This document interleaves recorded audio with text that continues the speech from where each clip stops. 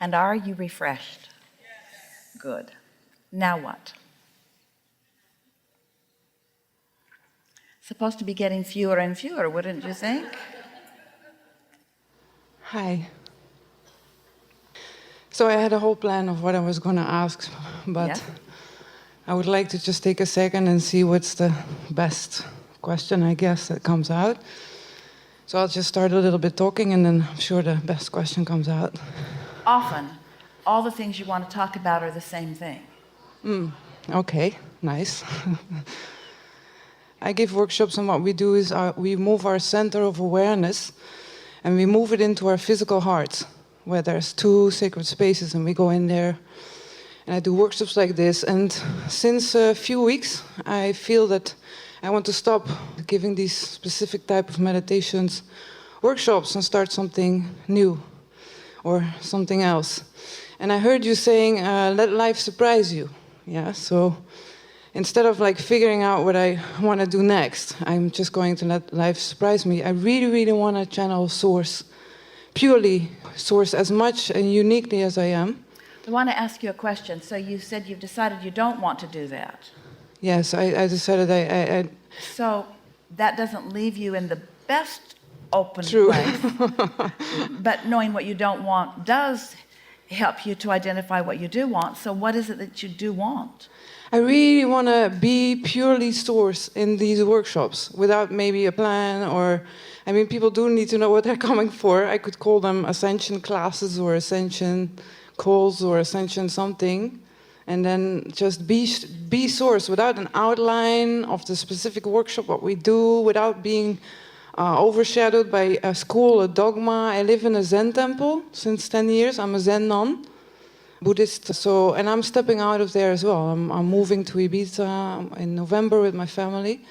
So I'm stepping out of everything that could be overshadowing me in school, dogma, any type of way.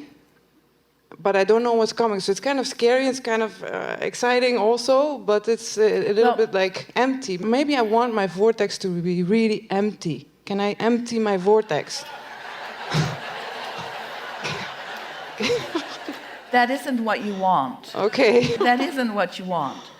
But here's the most important thing that we want to begin with here. Don't you notice that often, even though you do have an outline, that inspiration begins to flow? Yes. And is there anything wrong? In other words, you are the starting point for us.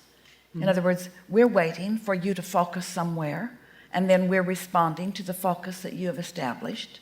So is there anything so much wrong with the outline that is establishing a point of focus, and then you begin to flow around it?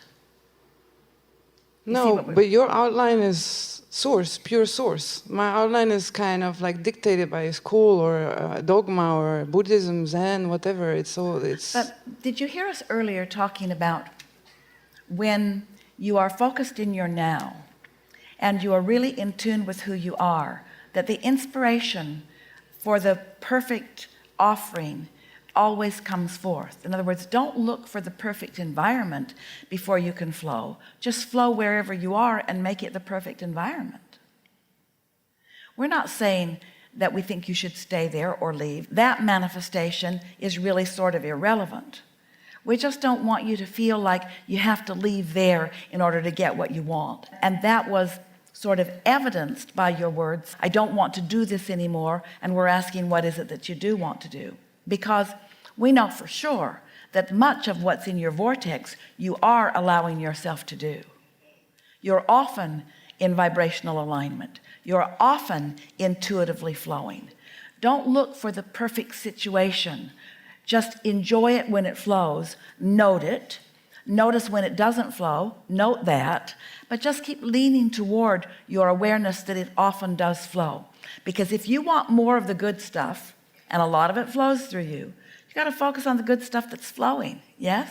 So when I tune into Source, I can feel it a lot of times through meditations. I can feel it through different doors. So one would be the stillness of my body. Yes. When I tune to the stillness of my body, my mind is still and I feel Source. I can feel it through silence.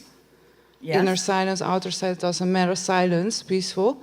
I can feel it through the third door, which could be spaciousness.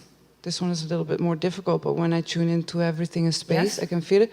But the thinking, so I can feel it. You're going all the time, you're talking about feeling and thoughts. And Yes. feeling and thought.